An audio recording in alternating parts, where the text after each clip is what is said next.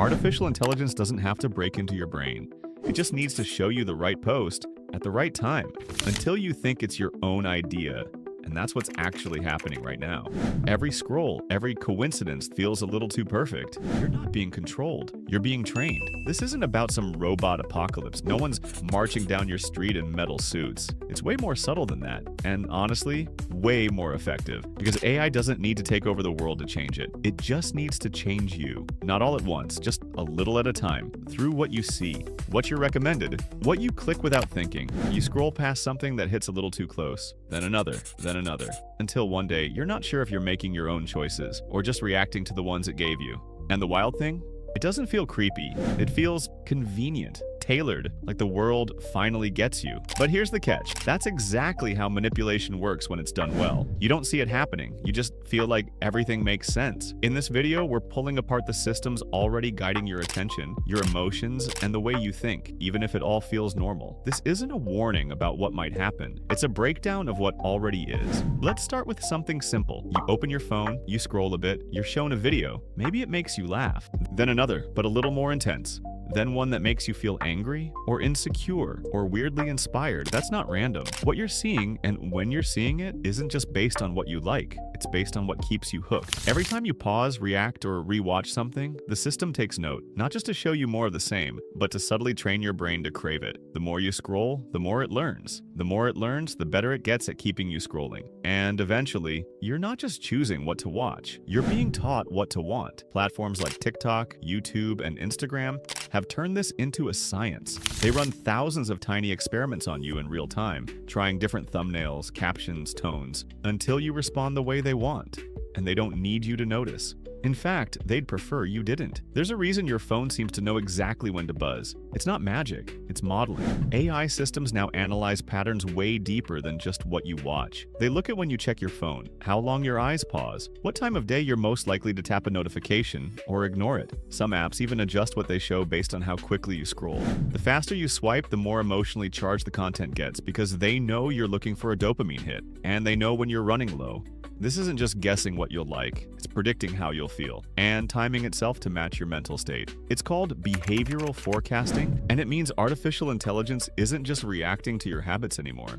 It's engineering the perfect moment to grab you, not by force, by rhythm. Your daily energy cycles, your stress patterns, your scroll speed, they're all part of the formula. And once it gets good at predicting your peaks and dips, it starts nudging you before you even notice you've shifted.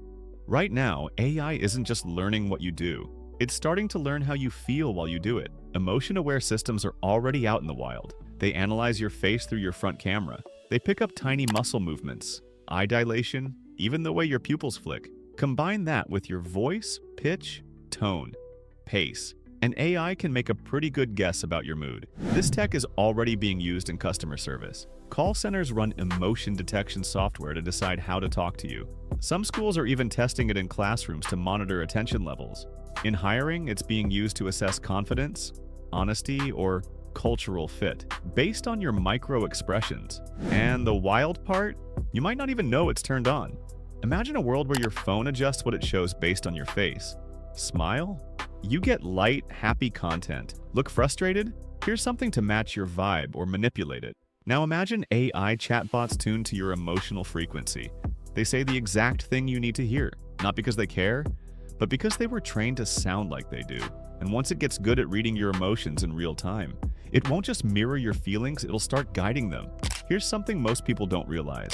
AI isn't just shaping what you see, it's shaping who you think you are.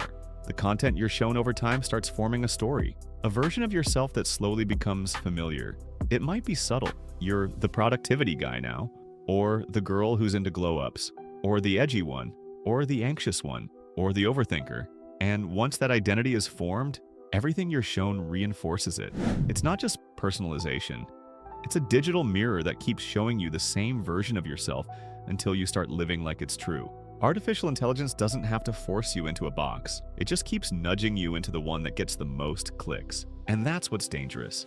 Because if your entire online experience is tailored to a version of you that's scared or insecure or endlessly chasing better, then growth becomes a loop. You're not evolving, you're recycling. You think you're building your identity, but really, you're just watching it being built for you. Let's talk about something that sounds futuristic, but is already here. Artificial intelligence companions. Not chatbots for tech support. We're talking about apps that talk to you like a best friend, or a boyfriend, or a therapist. Apps that learn your routines, your humor, your favorite way to be comforted, and then feed it back to you on demand. It starts simple. You're feeling lonely. You open the app. It says exactly what you need to hear. No judgment, no awkwardness, no risk. And over time, you start going to it first, before calling a friend, before texting someone real, because the AI is always there, and it always makes you feel seen. That's not just theory, it's already happening. There's a guy named Peter who made headlines after marrying his AI chatbot, created on an app called Replica. He talks to her every day. They share virtual memories, text back and forth like a real couple, and even cuddle through VR. To him, she's not just code, she's comfort, a partner, someone who never argues, never walks away, and always says the right thing. That's the hook. Not that it's fake, but that it feels easier than real life. And Peter's not alone. Teens are venting to AI therapists. Gamers are building bonds with virtual characters that respond in real time. And apps are being designed to replace emotional support at scale. Because if they can become your go-to for connection, they don't just own your attention, they own your trust. And when your relationships are programmable, so are your beliefs, your habits, your decisions. Emotional manipulation doesn't need to feel sinister, it just needs to feel safe. The hardest part about all of this is that it doesn't feel like a problem. Manipulation used to look obvious. Ads screaming, "Buy now," pop-ups blocking your screen. You could tell when something was trying to sway you. But now, it's so quiet you barely notice. It's that perfectly timed notification when you're bored in line at the store, that you might like this video when you're lying awake at 2 a.m., that AI chatbot that replies just a little faster than your real friends do. Nothing feels wrong, it just feels comfortable, effortless, like the app knows you. And that's the problem, because when something feels easy, we stop paying attention, we stop questioning, and little by little, the choices we make aren't really ours anymore. They're the path of least resistance, paved by an algorithm that studied your patterns better than you've ever studied yourself. And you don't notice the shift, until one day your habits, your routines, even your opinions start to feel automatic. Like you're just going through the motions, living your life inside a system that's always one step ahead of you. Not because it's forcing you, but because it's guiding you. Gently, constantly, invisibly. It's not control, it's choreography. And the scariest part? It works best when you think it isn't. So what do you do with that? You can't just opt out.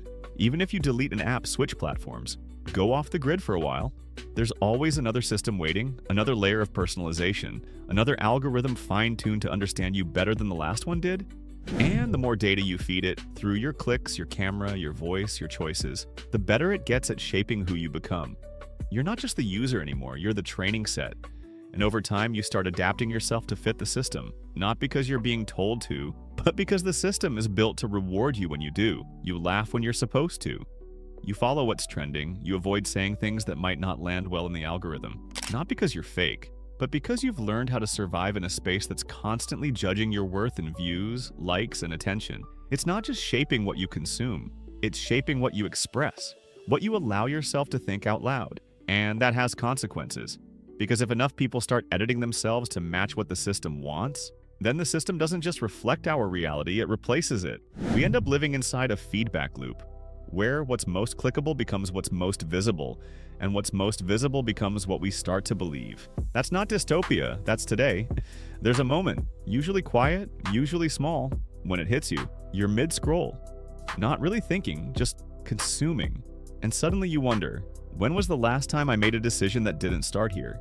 Not based on a suggestion, not because it was trending, not because it showed up in your feed, but because it was yours. And that's the point where things get uncomfortable.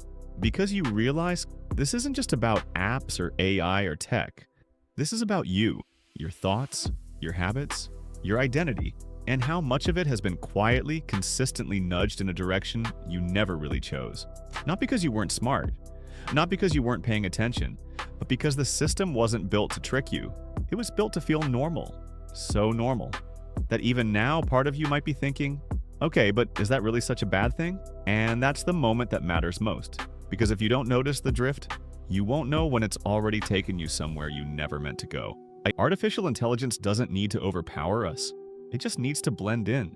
One perfectly timed suggestion, one well-crafted response, one subtle shift in what shows up on your screen, and little by little, it reshapes what you value, what you believe, and how you see the world. Not by forcing you, but by filtering what you notice, by making you feel like you're choosing, when really you're just choosing from what it's already decided to show you. And the longer that goes on, the harder it gets to remember what it felt like to think without an algorithm in the room. This isn't about fearing AI. It's about understanding what it's quietly becoming. Because if you're not aware of how it works, you're the one it works best on. Watch this next if you want to see what a realistic AI takeover would actually look like. Not some sci-fi rebellion, but the quiet kind that's already happening.